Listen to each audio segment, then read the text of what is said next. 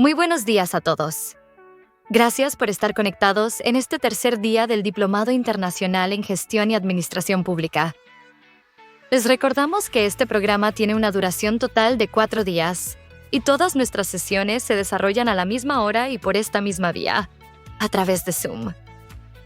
Quiero comenzar agradeciendo nuevamente al profesor por la claridad con la que nos guió en el módulo anterior y también agradecer profundamente el respaldo de nuestras empresas patrocinadoras, Practice SAC y Craptica, que hacen posible este espacio de formación de alta calidad. Ayer trabajamos el módulo 2, Finanzas Públicas, donde exploramos temas como el presupuesto, el gasto social, la deuda y la innovación digital en la gestión fiscal. Hoy daremos paso al módulo 3, Sistemas Administrativos, donde conoceremos los distintos sistemas que permiten planificar, ejecutar, controlar y evaluar la gestión pública, desde el abastecimiento hasta la inversión pública. En unos minutos comenzaremos, así que daremos un breve espacio para que todos los participantes terminen de ingresar a la sala.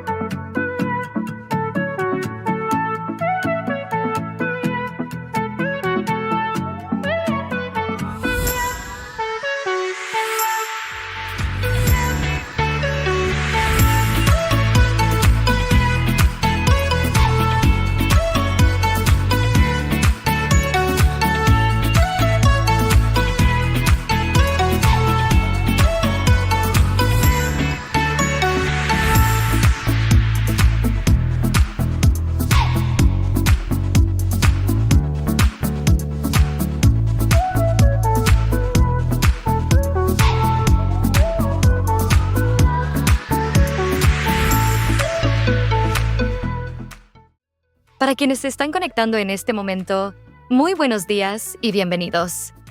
Estamos en el tercer día del diplomado, que tiene una duración total de 4 jornadas consecutivas, siempre a la misma hora y a través de Zoom.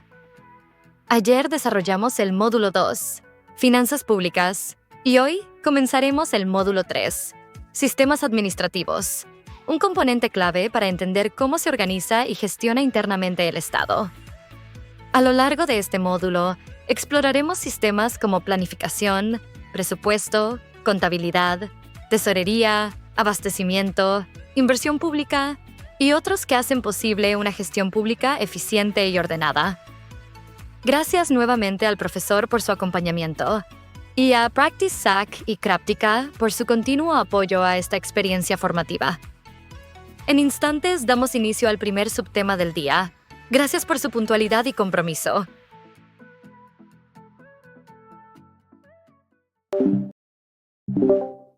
Muy bien, señores. Empezamos el tercer módulo del diplomado y vamos directo al primer tema, el sistema de planificación en la administración pública. Y aquí es importante detenernos a pensar en algo básico. ¿Cómo sabe un Estado hacia dónde quiere ir? ¿Cómo define sus metas? ¿Y cómo se asegura de que todas las instituciones trabajen alineadas a esas metas? La respuesta está en la planificación.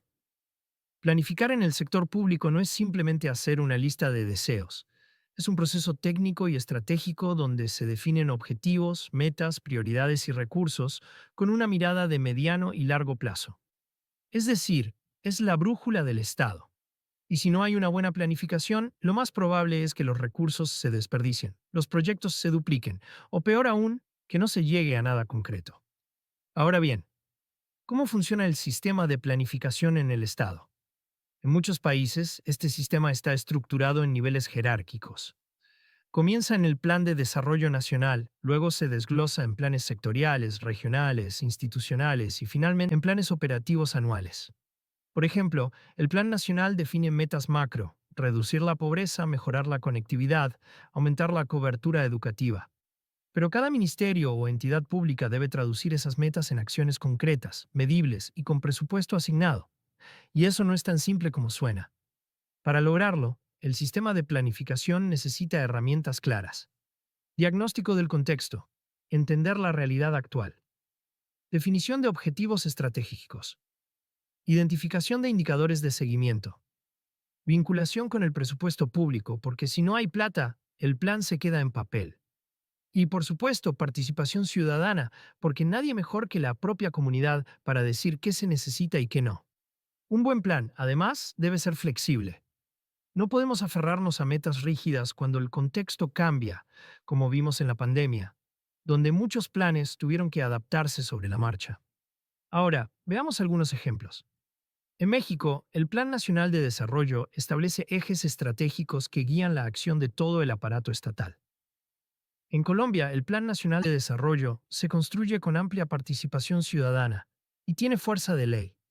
En Perú, el CEPLAN es el ente rector del Sistema Nacional de Planeamiento Estratégico y coordina la articulación de planes nacionales, sectoriales y territoriales.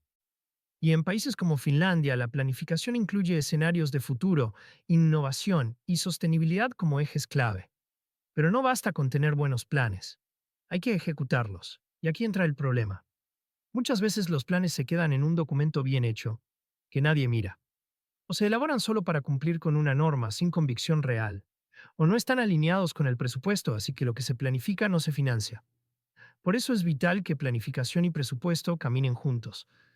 No pueden ser dos mundos separados. También hay que mejorar la articulación entre niveles de gobierno. Un gobierno regional no puede tener un plan completamente desconectado del plan nacional. Y una municipalidad no puede planificar sin coordinar con sus vecinos ni con los sectores involucrados. Ahora, una buena práctica que se está viendo en varios países es el uso de plataformas digitales para la planificación. Sistemas donde se pueden ingresar metas, programar actividades, vincularlas al presupuesto y hacer seguimiento con indicadores.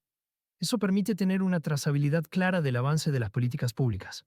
Y hablando de seguimiento, también es clave tener instancias de evaluación periódica. No basta con hacer un plan y dejarlo ahí.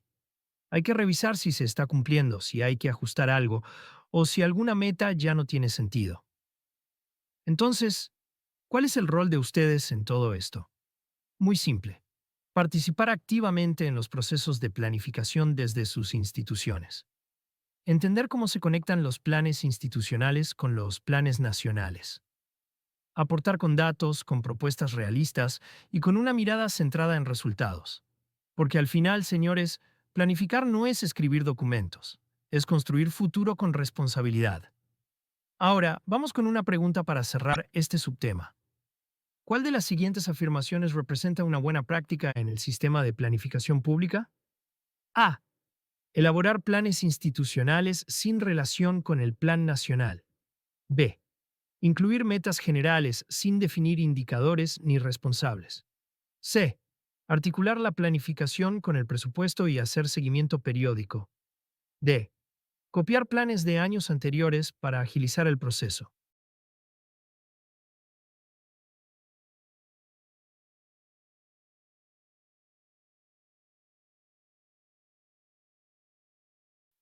La respuesta correcta es la C. Una buena planificación pública debe estar articulada con el presupuesto y tener mecanismos de seguimiento que aseguren que las metas se cumplan realmente. Muy bien. Y ya que hablamos de planificación, lo siguiente que viene es su compañero inseparable, el presupuesto. ¿Cómo se organiza? ¿Quién lo formula? ¿Cómo se integra con el plan? Todo eso lo veremos en el siguiente subtema.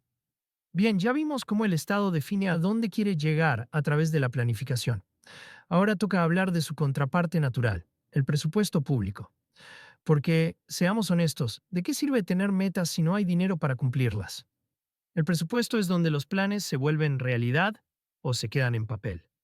Y por eso el sistema de presupuesto público es uno de los más importantes dentro de toda la maquinaria estatal. Es el que determina cuánto dinero se asigna, a quién, para qué y en qué momento del año. Ahora, ¿cómo funciona? Primero hay que entender que el presupuesto no es solo un número gigante publicado una vez al año. Es un proceso continuo, cíclico, que involucra a todo el aparato público. Y como vimos en el módulo 2, sigue un ciclo que incluye formulación, aprobación, ejecución y evaluación. Pero aquí, en el contexto de sistemas administrativos, lo que nos interesa es cómo se organiza institucionalmente el presupuesto. ¿Quién lo gestiona? ¿Qué normas lo regulan? ¿Cómo se coordinan los distintos niveles de gobierno y cómo se asegura que esté alineado con la planificación? En muchos países, el ente rector del sistema de presupuesto es el Ministerio de Economía o Hacienda. Esa entidad define los lineamientos, aprueba techos presupuestales, evalúa solicitudes de financiamiento y supervisa la ejecución. Y a nivel de cada institución pública existen unidades de presupuesto que son responsables de formular, registrar y controlar el uso de los fondos asignados. Ahora bien, hay varios principios clave que rigen un buen sistema presupuestal. El primero es la programación por resultados. Ya no basta con asignar dinero por inercia. Hoy se exige que cada programa, cada acción, cada gasto tenga una meta concreta, medible y verificable. Esto se conoce como el presupuesto por resultados, y su objetivo es que el dinero público genere valor real. Otro principio importante es la transparencia. Hoy muchos gobiernos publican sus presupuestos de manera abierta y detallada, permitiendo que la ciudadanía conozca en qué se está gastando el dinero. Y también está el principio de equilibrio y sostenibilidad fiscal, que vimos en el módulo anterior, no gastar más de lo que se puede financiar. Ahora, el sistema de presupuesto no funciona de forma aislada. Tiene que estar articulado con otros sistemas como el de planificación, para que lo que se financia esté alineado con los objetivos del Estado. El de tesorería, que se encarga de hacer los pagos. El de contabilidad, que registra cada operación. Y el de inversión pública, en caso de proyectos grandes. Y aquí aparece un concepto muy importante, la cadena de gasto. Es decir, desde que se aprueba un presupuesto hasta que se ejecuta un pago, hay una serie de pasos interconectados que deben funcionar bien para evitar cuellos de botella, retrasos o errores. Ahora bien, ¿qué pasa cuando un presupuesto no se ejecuta? Ahí aparecen problemas. Obras paralizadas, servicios suspendidos, recursos que se devuelven al tesoro. Y eso, más allá del tecnicismo, significa que la población no recibe lo que esperaba. Por eso es tan importante que los equipos de presupuesto estén capacitados, tengan acceso a información en tiempo real y trabajen de forma coordinada con las unidades de logística, contabilidad y planificación. Y para que esto funcione, la tecnología ha sido un gran aliado. Muchos países ya trabajan con sistemas integrados de administración financiera, como el CIAF, que permiten gestionar el presupuesto en línea, en tiempo real y con trazabilidad completa. Además, las auditorías presupuestarias y los informes de seguimiento permiten corregir errores a tiempo y evitar problemas mayores.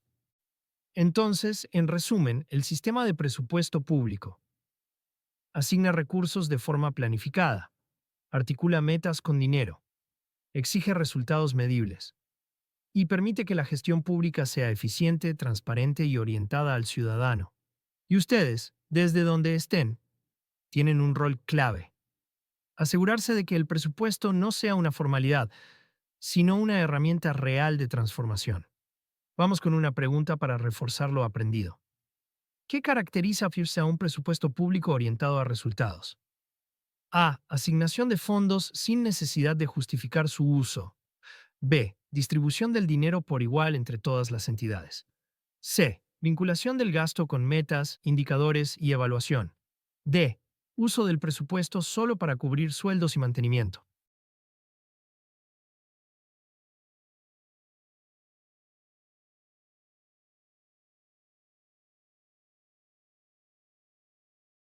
La opción correcta es la C.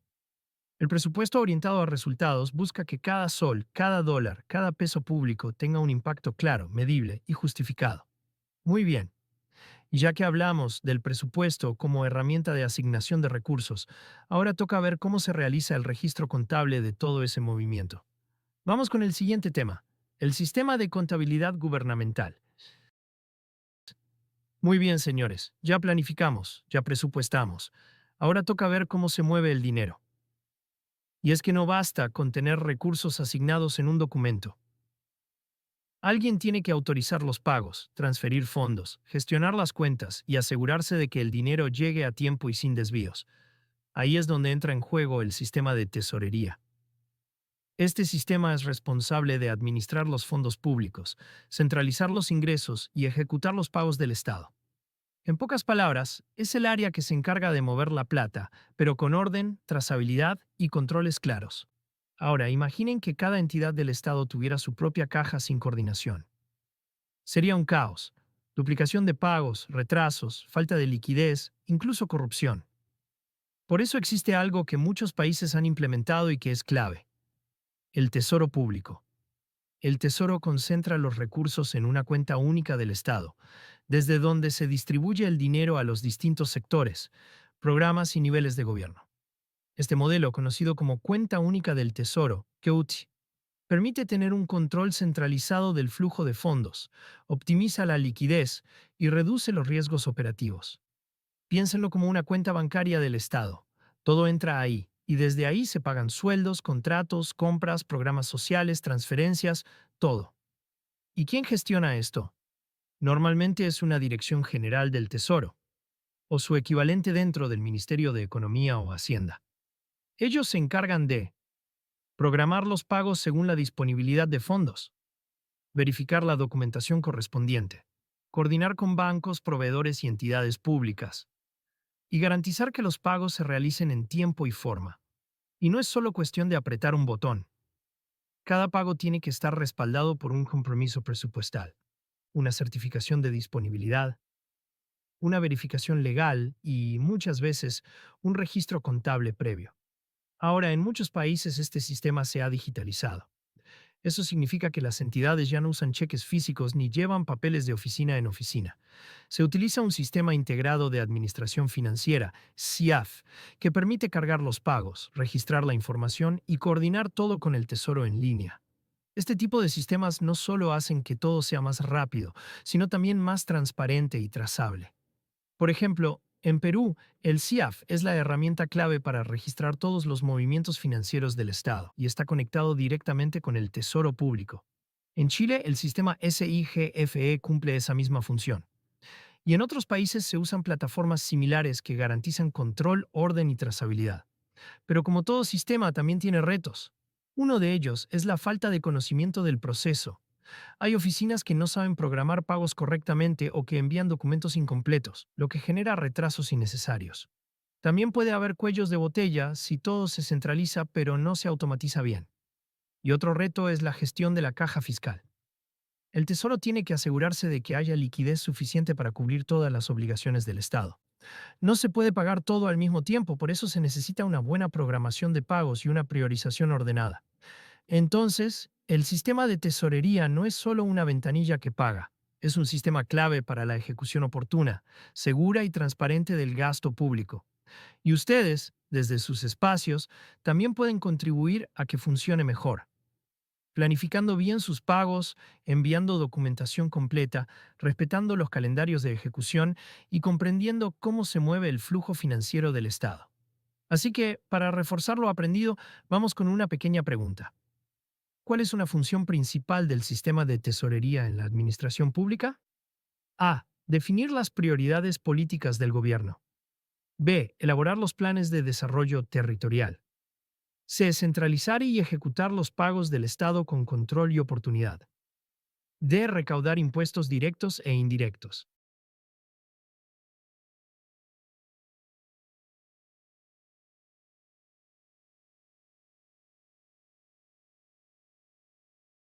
La opción correcta es la C. La tesorería pública tiene como misión garantizar que el dinero llegue a donde debe llegar, de forma segura, controlada y dentro de los plazos establecidos. Muy bien. Ya vimos quién gestiona el dinero y cómo se pagan las obligaciones. Ahora vamos a entrar a una parte clave para garantizar que todo quede debidamente registrado. El sistema de contabilidad gubernamental. Muy bien, señores. Ya vimos cómo se aprueba el presupuesto, cómo se pagan las obligaciones, pero ¿cómo sabemos con certeza cuánto se ha gastado? ¿O en qué momento del año? ¿Y qué pasa con el dinero que aún no se ejecuta? Aquí entra un sistema que suele sonar técnico, pero que es absolutamente fundamental: el sistema de contabilidad gubernamental. Y no, no hablamos solo de hacer balances o de sacar cuentas al final del año. La contabilidad en el sector público es mucho más que eso. Es el sistema que permite registrar, clasificar, resumir y presentar todas las operaciones financieras del Estado. Todo lo que se gasta, todo lo que se recauda, todo lo que se transfiere, queda registrado aquí. Y hay una regla de oro en la administración pública. Lo que no está registrado contablemente no existe para efectos de control y fiscalización. Ahora bien, ¿por qué es tan importante este sistema? Primero, porque garantiza la transparencia. Permite que tanto las autoridades como la ciudadanía conozcan el estado real de las finanzas públicas. Segundo, porque facilita la rendición de cuentas. Si no hay registros claros, no se puede explicar en qué se gastó, cómo y por qué. Y tercero, porque es clave para la toma de decisiones financieras. No se puede planificar el próximo año sin saber con exactitud qué pasó este año.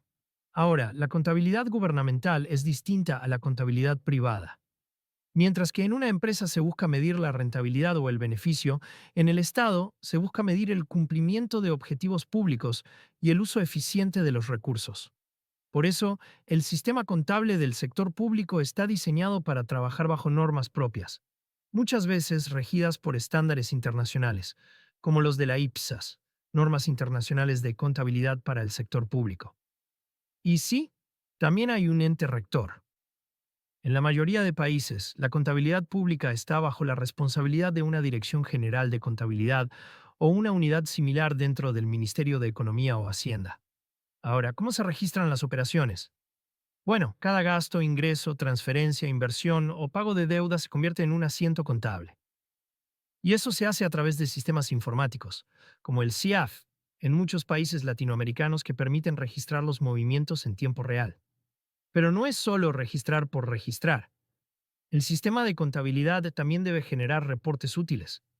Por ejemplo, estados financieros del gobierno, balances contables de cada entidad, reportes de ejecución presupuestal, informes de situación fiscal y consolidaciones a nivel nacional. ¿Y para qué sirve todo eso? Para que los órganos de control, el Congreso, los organismos internacionales y los ciudadanos puedan evaluar la salud financiera del Estado. Porque al final un gobierno que no lleva bien sus cuentas pierde credibilidad, pierde eficiencia y pierde autoridad moral. Otro aspecto importante es la conciliación entre lo contable y lo presupuestal. A veces hay diferencias entre lo que se planifica, lo que se paga y lo que se registra. Por eso, los equipos contables deben trabajar de la mano con presupuesto y tesorería, para garantizar que toda la información esté alineada. Y sí, como todo sistema, también hay retos. Hay entidades que todavía registran fuera de plazo. Hay errores humanos que se arrastran por meses. O simplemente falta personal capacitado en las unidades contables. Pero cuando el sistema funciona bien, todo fluye. El gasto es más transparente, las auditorías son más ágiles y la confianza en la gestión pública aumenta. Entonces, ¿qué pueden hacer ustedes desde sus roles?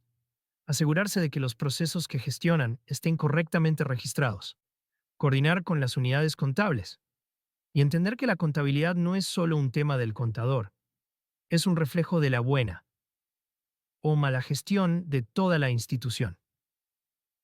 Vamos con una pregunta sencilla para reforzar este tema. ¿Cuál es uno de los objetivos clave del sistema de contabilidad gubernamental? A. Eliminar la supervisión ciudadana. B. Registrar las operaciones financieras del Estado de forma ordenada y confiable. C. Aumentar el gasto público automáticamente. D. Centralizar el control político de los presupuestos regionales.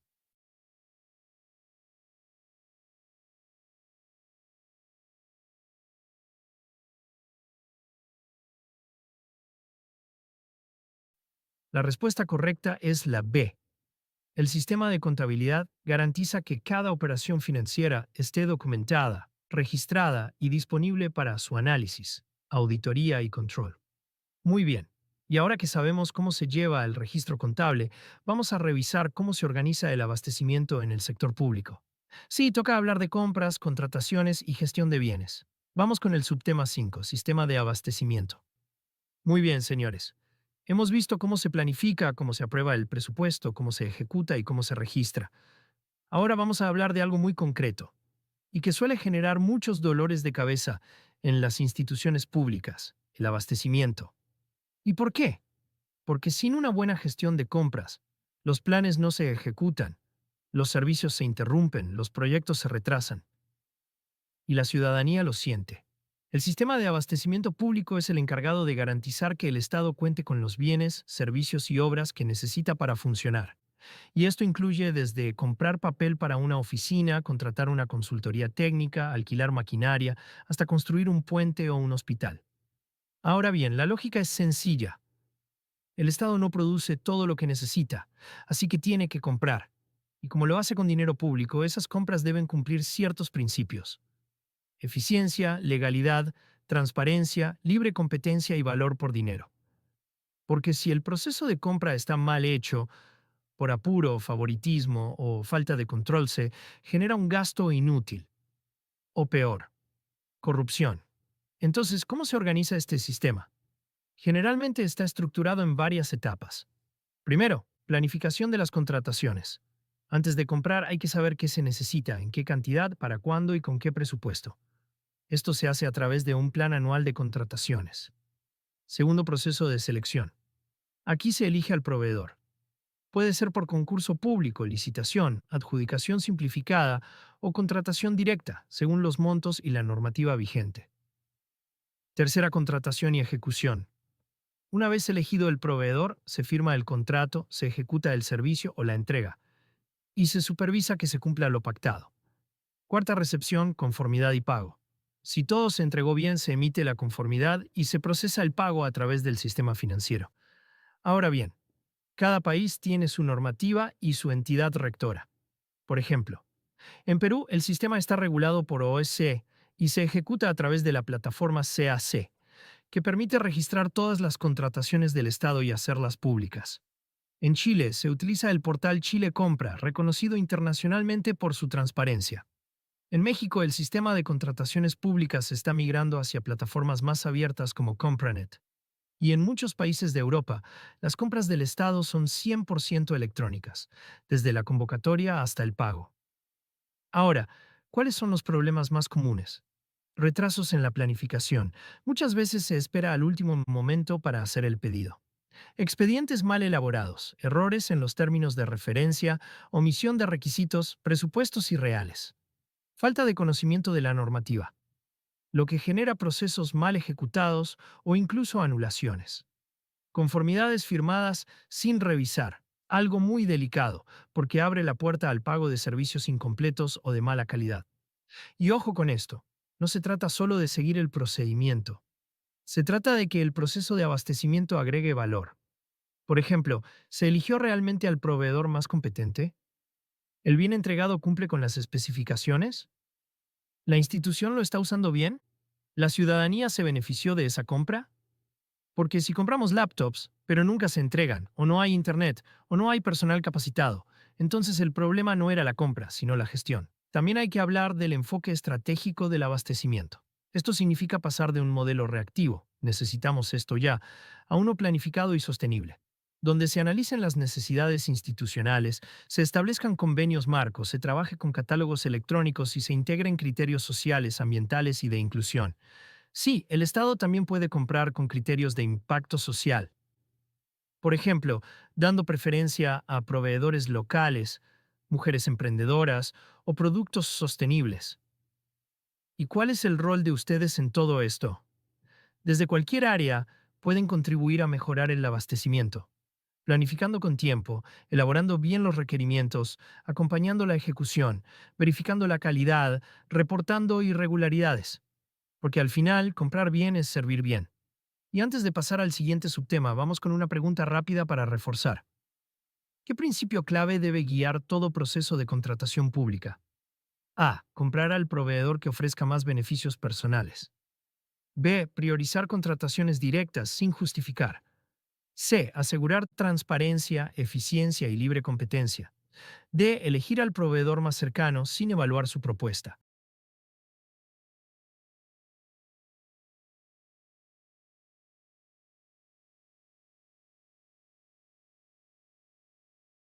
La opción correcta es la C. La contratación pública debe regirse por principios que garanticen el buen uso del dinero público y la confianza ciudadana. Muy bien, ya sabemos cómo se compran los bienes y servicios. Ahora veamos qué pasa cuando el Estado invierte en obras públicas, en infraestructura, en proyectos a largo plazo. Eso lo abordaremos en el siguiente tema. Sistema de inversión pública. Muy bien, señores. Ya sabemos cómo el Estado planifica, aprueba su presupuesto, gestiona su contabilidad y ejecuta compras. Pero ¿qué pasa cuando se trata de grandes obras, proyectos estructurales o inversiones que buscan cambiar realidades? Ahí entra un sistema que merece toda nuestra atención, el sistema de inversión pública. Y no hablamos solo de construir carreteras o puentes, aunque también. Hablamos de cualquier iniciativa que utilice recursos públicos para generar un bien o servicio de valor para la ciudadanía. Puede ser una posta médica, una planta de tratamiento de agua, una red de Internet rural o una represa. La inversión pública es la herramienta más potente del Estado para cerrar brechas y promover el desarrollo. Pero como cualquier herramienta poderosa, mal usada, puede generar más problemas que soluciones. Así que la gran pregunta es, ¿cómo asegurarse de que un proyecto público valga la pena? ¿Cómo garantizar que lo que se invierte responda a una necesidad real, que sea técnicamente viable y que se ejecute de manera eficiente? Ahí es donde entra el sistema. Este sistema establece una ruta técnica y administrativa para evaluar, aprobar, ejecutar y supervisar los proyectos de inversión pública. Y lo hace bajo principios como rentabilidad social, priorización de necesidades reales, uso racional de los recursos, evitar la improvisación o el gasto político mal orientado. Entonces, ¿cuáles son las etapas básicas de este sistema? Primera, identificación del problema o necesidad. Todo empieza con algo concreto: una comunidad sin acceso a agua potable, una escuela colapsada, un centro de salud insuficiente. La inversión debe responder a una brecha identificada. Segunda, formulación y evaluación del proyecto. Aquí se elabora el expediente técnico. Se analiza si el proyecto es viable, cuánto costará, qué impacto tendrá, cómo se mantendrá en el tiempo, etc. Es clave que haya buenos estudios de preinversión. Tercer, registro y aprobación. Una vez evaluado, el proyecto se registra en el Banco de Proyectos del Estado y, si cumple con los criterios, se aprueba para ser financiado. Cuarta, ejecución. Aquí comienza la obra o servicio.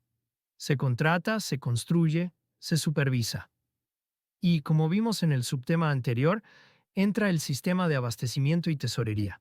Quinto, seguimiento, control y evaluación ex post. Al finalizar, se debe verificar si el proyecto cumplió lo prometido. ¿Está funcionando? ¿Tuvo impacto? ¿Se mantiene? Ahora, ¿quién regula esto? Depende del país, pero en general hay un ente rector de inversiones públicas. En Perú, por ejemplo, el sistema se llama Invierte.p y es gestionado por el Ministerio de Economía y Finanzas. En Colombia funciona bajo el Sistema General de Regalías y Planeación Nacional. En México se articulan los proyectos a través de la Secretaría de Hacienda y otras dependencias técnicas. En Chile, el MDS y el Ministerio de Desarrollo Social evalúan la rentabilidad social de los proyectos. ¿Y qué problemas suelen aparecer? Varios. Proyectos mal formulados con estudios deficientes o irreales. Intervenciones duplicadas o no prioritarias, muchas veces por presión política. Retrasos por trámites excesivos o por falta de capacidad técnica en los gobiernos subnacionales. Obras paralizadas o mal ejecutadas, que terminan costando más o siendo abandonadas. Seguro muchos de ustedes conocen un ejemplo de una obra que empezó, pero nunca se terminó. O se inauguró, pero nunca funcionó. Eso no es solo un problema de presupuesto, es un problema de gestión de inversión pública. Y es por eso que hoy se insiste tanto en que los servidores públicos conozcan bien el sistema, se capaciten y exijan que los proyectos se formulen con calidad. Porque cada sol, peso o dólar invertido mal es una oportunidad perdida para una comunidad. Ahora, también hay buenas prácticas. Involucrar a la población desde la identificación de la necesidad. Trabajar con bancos de proyectos que estén actualizados y priorizados. Fortalecer la supervisión técnica y ciudadana. Y hacer evaluaciones de impacto real, no solo si se construyó, sino si mejoró la vida de la gente. Vamos con una pregunta para reforzar este tema. ¿Cuál es una etapa clave en el sistema de inversión pública para garantizar que un proyecto sea viable y útil? A. Asignar presupuesto antes de estudiar el problema. B. Contratar de inmediato sin expediente técnico. C. Formular y evaluar el proyecto con criterios técnicos. D. Construir primero y justificar después.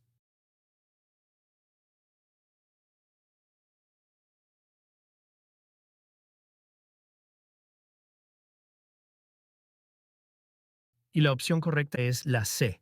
Formular y evaluar el proyecto con criterios técnicos permite asegurar que se inviertan recursos públicos de forma responsable y con impacto real. Muy bien. Ahora que ya sabemos cómo el Estado transforma sus recursos en obras y servicios concretos, vamos a hablar de otro sistema que, aunque más silencioso, es igual de importante. El sistema de recursos humanos. Porque el Estado no funciona solo con dinero ni infraestructura, funciona con personas. Muy bien, señores. Hasta ahora hemos hablado de dinero, de proyectos, de compras, de registros, pero nada de eso cobra vida sin las personas. El recurso más importante que tiene el Estado no está en el presupuesto ni en la infraestructura, está en su gente. Hoy vamos a hablar del sistema de recursos humanos en la administración pública. Y sí, sé que este es un tema que puede generar polémica porque hablamos de sueldos, contrataciones, evaluaciones, ascensos, estabilidad, pero también hablamos de algo esencial, profesionalizar el servicio público. Porque si queremos un Estado moderno, eficiente y cercano al ciudadano, necesitamos servidores públicos comprometidos, capacitados y bien gestionados. Entonces, ¿qué es el sistema de recursos humanos? Es el conjunto de políticas, procesos e instituciones que regulan todo lo relacionado con el personal del Estado. Desde la selección, la contratación, la capacitación, la evaluación, hasta la gestión del desempeño y el desarrollo profesional. Y sí, eso incluye tanto a funcionarios de carrera como a personal contratado por locación, servicios temporales o nombramiento. Ahora bien, un sistema de recursos humanos moderno debe estar guiado por varios principios. Mérito y transparencia en el ingreso. Equidad e igualdad de oportunidades. Capacitación continua. Evaluación objetiva del desempeño. Reconocimiento y movilidad interna. Y por supuesto, ética y compromiso con el servicio público. Pero, ¿cómo está organizado? Bueno, normalmente hay un ente rector que define las políticas y normas generales. En Perú, por ejemplo, está la Autoridad Nacional del Servicio Civil Servir. En Colombia, la Comisión Nacional del Servicio Civil y el Departamento Administrativo de la Función Pública. En México, la Secretaría de la Función Pública. En Chile, la Dirección Nacional del Servicio Civil. Estas entidades definen los marcos legales, los lineamientos para concursos, los procesos de capacitación y los sistemas de evaluación. Ahora, hablemos claro, hay muchas cosas por mejorar. En muchos países aún hay Contrataciones poco transparentes, burocracia excesiva para ascensos, falta de incentivos reales para el buen desempeño, desigualdad entre regímenes laborales. Y sí, en algunos casos, clientelismo o influencia política en decisiones de personal. Pero también hay avances. Cada vez más se están usando concursos públicos de méritos, plataformas digitales para postulaciones, evaluaciones por competencias y programas de formación especializados. Un buen ejemplo son las Escuelas Nacionales de Administración Pública, que existen en varios países y ofrecen formación técnica, ética y estratégica a quienes trabajan en el Estado. Y aquí es importante una reflexión. El servidor público no es solo un empleado más, es un representante del Estado frente al ciudadano. Su trato, su actitud, su compromiso, tienen un impacto directo en cómo la gente percibe al gobierno. ¿Han escuchado la frase "el Estado me maltrata"? Muchas veces no se refieren a una ley o a una institución, sino a una persona específica que no atendió bien, que fue indiferente o que no resolvió nada. Por eso invertir en buenos recursos humanos no es un lujo, es una necesidad. Y eso implica procesos de ingreso basados en mérito, sueldos justos y competitivos, capacitación permanente, condiciones laborales dignas y un sistema de evaluación que premie el esfuerzo y corrija las deficiencias. Vamos con una pregunta rápida para reforzar este tema. ¿Cuál de los siguientes principios debe regir la gestión de recursos humanos en el Estado? A. Contratar por amistad o afinidad política. B. Estabilidad absoluta sin evaluación de desempeño. C. Ingreso por mérito, transparencia y evaluación continua. D.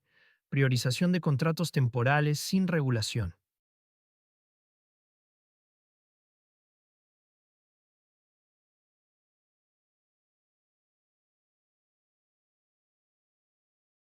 La opción correcta es la C. Un sistema moderno de recursos humanos se basa en el mérito, la transparencia y la mejora continua, siempre al servicio del ciudadano. Muy bien. Y ya que hablamos de talento humano, ahora vamos a ver cómo se gestiona algo igual de valioso: la información. Porque sin datos bien organizados, bien protegidos y bien usados, no hay buena gestión pública posible. Vamos con el subtema 8. Sistema de gestión documental y archivo. Muy bien, señores.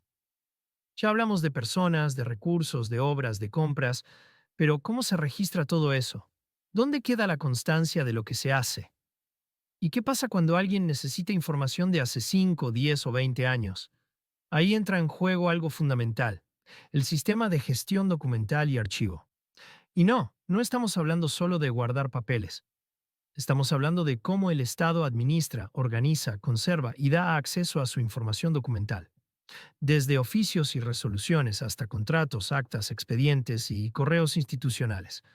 En pocas palabras, la gestión documental es la columna vertebral de la memoria institucional. Y si no se hace bien, se pierde información valiosa, se entorpecen los procesos, se corre el riesgo de corrupción y se pierde la confianza. Ahora, ¿por qué es tan importante este sistema? Porque todo acto administrativo debe quedar documentado. Si no está escrito, registrado y archivado, simplemente no existe legalmente. Y eso en la administración pública es muy serio.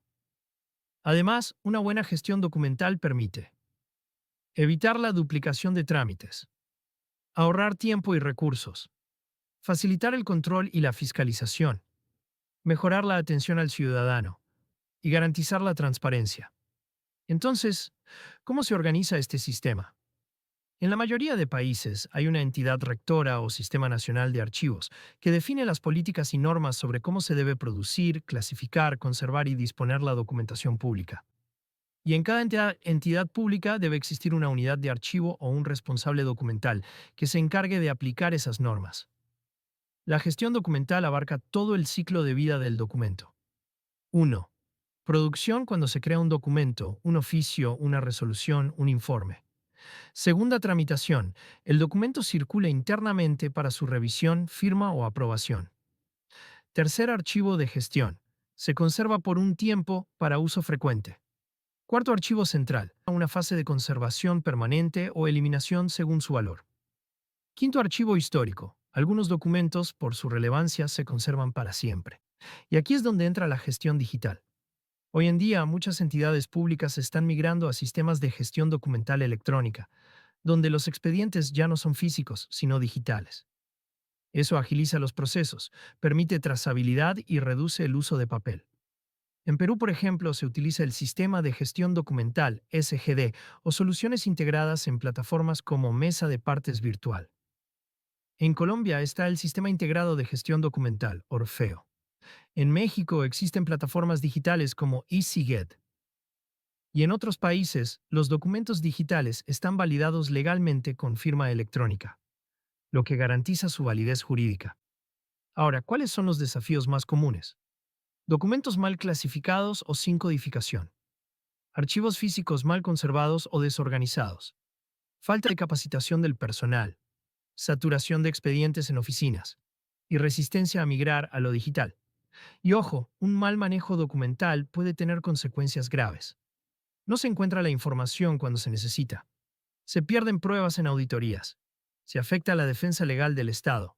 O se impide el acceso a la información pública por parte del ciudadano. Por eso, señores, todos en la administración pública tenemos una responsabilidad. Producir documentos bien hechos, registrarlos adecuadamente, archivarlos donde corresponde y respetar los procedimientos establecidos. Porque la gestión documental no es solo tarea del archivista, es parte de una cultura institucional. Vamos con una pregunta sencilla pero importante.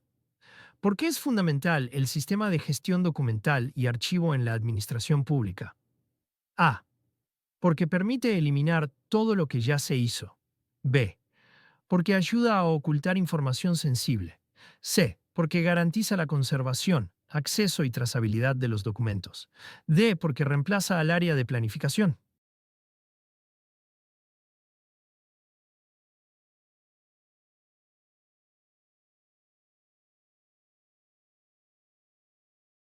La opción correcta es la C.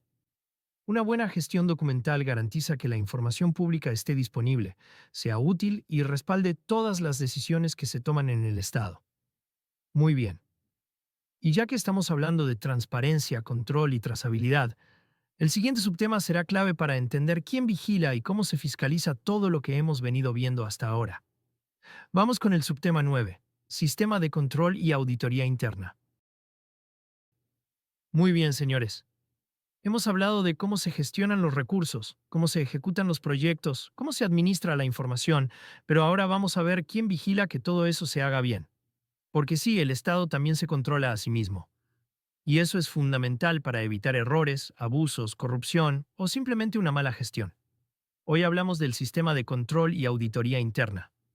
Este sistema tiene un solo objetivo: verificar que los recursos públicos se usen correctamente y que los actos administrativos se ajusten a la ley, los principios de eficiencia y los objetivos institucionales. Y ojo, el control no es para castigar, es para mejorar la gestión, prevenir riesgos y corregir lo que se está haciendo mal antes de que sea tarde. Ahora bien, ¿en qué consiste este sistema? El sistema de control tiene dos grandes componentes: el control externo y el control interno. Vamos a enfocarnos hoy principalmente en el control interno, que es el que se realiza dentro de cada entidad pública y forma parte de su funcionamiento diario.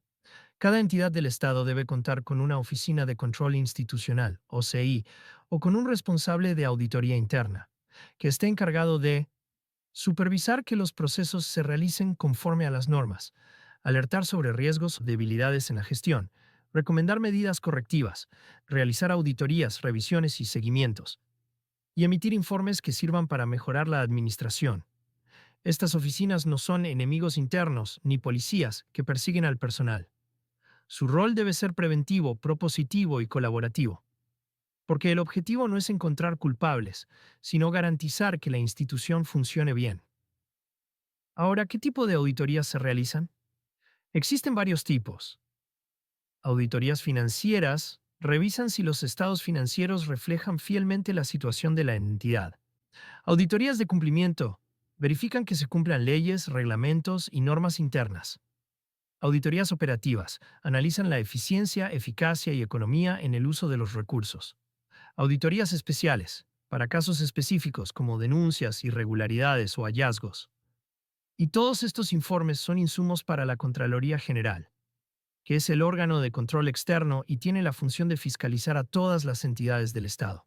En Perú, por ejemplo, la Contraloría trabaja con las OSIs y también realiza servicios de control simultáneo. En Colombia existe la Contraloría General de la República, con sistemas de auditoría y vigilancia activa. En México, la Auditoría Superior de la Federación. En todos los casos, el mensaje es claro. El control no es un lujo, es una garantía democrática. Ahora, también hay herramientas modernas. Hoy en día se usa la auditoría digital, el monitoreo en línea, los sistemas de alertas tempranas y el análisis de datos, que permiten detectar desviaciones incluso antes de que se materialicen. Y el control también se fortalece cuando hay participación ciudadana. Cada vez más países están incorporando mecanismos como portales de denuncias ciudadanas, observatorios anticorrupción, control social de obras públicas, audiencias de rendición de cuentas. Entonces, ¿qué rol cumplen ustedes en todo esto? Uno muy importante. Si manejan fondos públicos, deben hacerlo con total responsabilidad y dejar constancia de cada paso. Si trabajan en áreas administrativas, deben respetar procedimientos, plazos y normas. Y si identifican riesgos o malas prácticas, tienen la obligación de alertar, documentar o escalar el problema. Porque un buen sistema de control no solo detecta lo que se hizo mal, también previene que algo peor ocurra. Vamos con una pregunta para reforzar este tema. ¿Cuál es el propósito principal del sistema de control y auditoría interna en una entidad pública? A. Sancionar a todo el personal sin excepción. B. Intervenir políticamente en las decisiones institucionales. C. Identificar riesgos, prevenir errores y fortalecer la gestión. D. Realizar evaluaciones anuales únicamente por cumplimiento.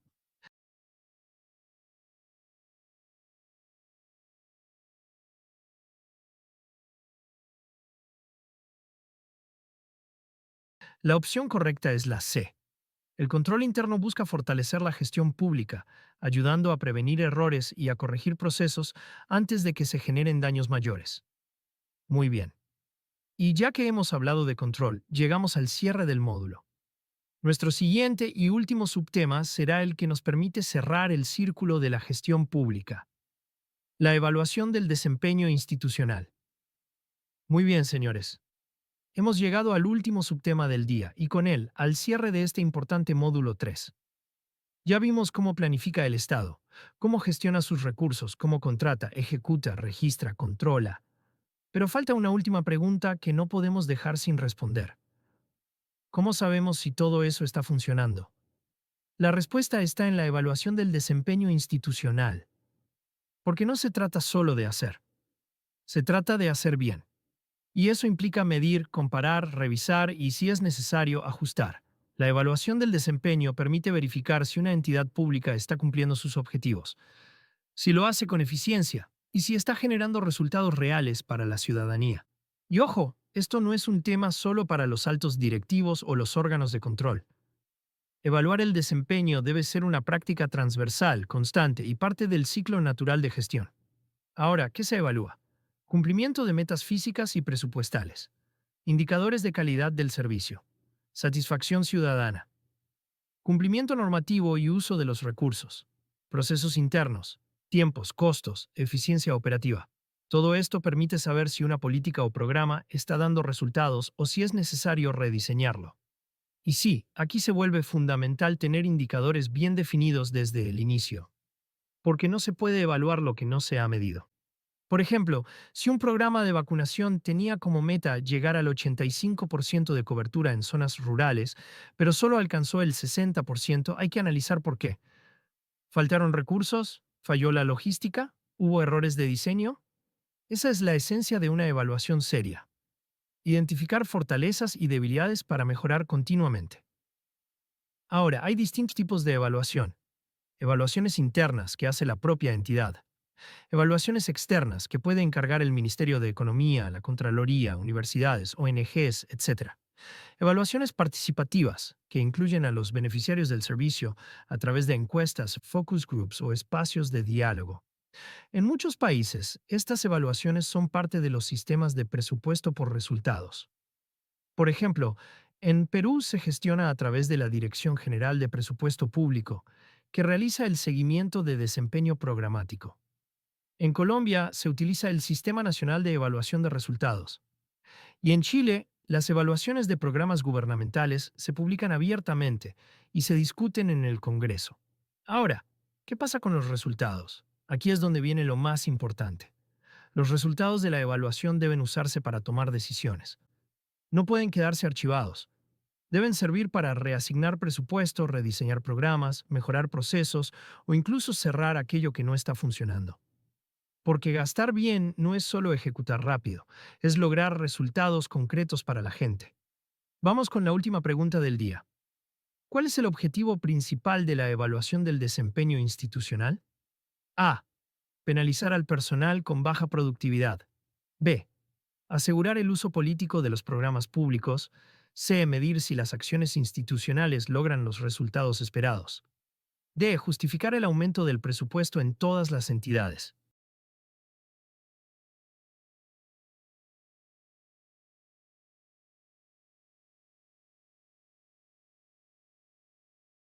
La opción correcta es la C. La evaluación del desempeño busca medir si las instituciones están cumpliendo sus objetivos y generando valor público real. Y con eso, señores, cerramos el módulo 3, Sistemas Administrativos. Ha sido un recorrido extenso, sí, pero muy necesario. Hoy hemos aprendido cómo cada uno de estos sistemas, planificación, presupuesto, contabilidad, abastecimiento, inversión, personal, documentación, control y evaluación forman una estructura integrada que sostiene el funcionamiento del Estado. Mi reconocimiento por su compromiso, por seguir con atención cada subtema y por formarse con responsabilidad. Gracias también a las empresas patrocinadoras Practi y Craptica por seguir apostando por la capacitación de los servidores públicos. Ha sido un gusto acompañarlos una vez más. Ahora los dejo con Verónica, quien les dará las indicaciones finales del día. Muy bien. Antes de despedirnos por hoy, quiero tomarme unos minutos para agradecer y felicitar a nuestro querido profesor Mateo por su brillante desarrollo del módulo y también a todos ustedes, porque el simple hecho de seguir aquí, conectados, atentos y comprometidos, dice mucho del valor que le dan a su crecimiento personal y profesional. Y justamente por ese compromiso, hoy quiero contarles que ya está abierta la preventa oficial de certificados de este diplomado internacional. Y no se trata solo de un documento, es el reconocimiento formal de todo este camino que han recorrido. Al acceder a esta preventa, recibirán 4 certificados oficiales, uno por cada módulo. Cada certificado incluye su nombre completo, el nombre del módulo, las horas académicas cursadas, la fecha oficial y las firmas de Practic, SAC y Craptica. Todo en un diseño profesional en formato digital de alta calidad. Pero eso no es todo. Al adquirir los 4 certificados, automáticamente recibirán, sin costo adicional, un diploma internacional con grado a la excelencia, que acredita que completaron y aprobaron todo el programa de formación. Es un reconocimiento especial, con un diseño superior, y que representa no solo asistencia, sino excelencia. Además, tendrán acceso a todas las clases grabadas, para que puedan repasar cuando quieran, a su ritmo, o incluso capacitar a su equipo de trabajo. Y como cierre de oro, todas las personas que obtengan sus certificados tendrán acceso exclusivo a participar en nuestra ceremonia de graduación oficial al finalizar el módulo 4, un evento simbólico internacional donde reconoceremos públicamente su esfuerzo y que podrán compartir con su familia, amigos o compañeros de trabajo. Ahora sí, pasemos a los precios actualizados por país. Perú, 150 soles. Colombia, 150,000 pesos colombianos. México, 800 pesos mexicanos. Ecuador, $40. Bolivia, 400 bolivianos. Argentina, 50,000 pesos argentinos. Un solo pago. Y te llevas los 4 certificados oficiales, el diploma a la excelencia, las clases grabadas, tu lugar en la graduación final, y todo esto en formato digital PDF, listo para descargar, imprimir en alta calidad, enmarcar y colgar donde quieras, en tu sala, oficina o espacio profesional. ¿Y cómo lo adquiero? Muy fácil. Dirígete al grupo oficial de WhatsApp donde estás participando ahora mismo, y allí encontrarás el número directo del área de ventas. Solo debes escribir tu nombre completo, tu país y confirmar que deseas acceder a la preventa. El equipo te responderá de inmediato y te guiará paso a paso. Y para cerrar, sabemos lo que vale tu tiempo. Sabemos lo que significa haber llegado hasta aquí. Así que, si ya diste todo este esfuerzo, ¿por qué no dejarlo registrado con orgullo? Este es tu momento para cerrar este módulo con reconocimiento y con beneficios que seguirán contigo por mucho tiempo más. Antes de despedirnos, solo quiero hacerles un recordatorio muy breve, pero importante, sobre la preventa de certificados que ya está habilitada.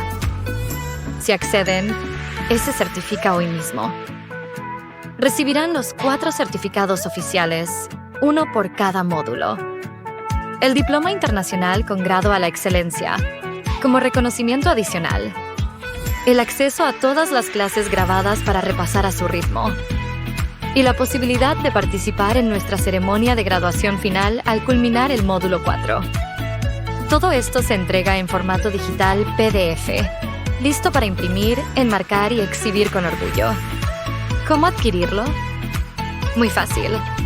Solo deben ir al grupo de WhatsApp oficial, donde ya están todos, y allí encontrarán el número directo del área de ventas. Escriben su nombre completo, su país, y listo. El equipo los va a guiar paso a paso. Recuerden, esta es una oportunidad única para validar formalmente todo su esfuerzo y acceder a beneficios que no estarán disponibles más adelante. No lo dejen pasar. De todas maneras, los precios por país se los dejaré en pantalla para que puedan visualizarlo. Gracias por estar aquí. Nos reencontramos mañana para vivir el último módulo y cerrar este proceso de formación de la mejor manera. Hasta entonces.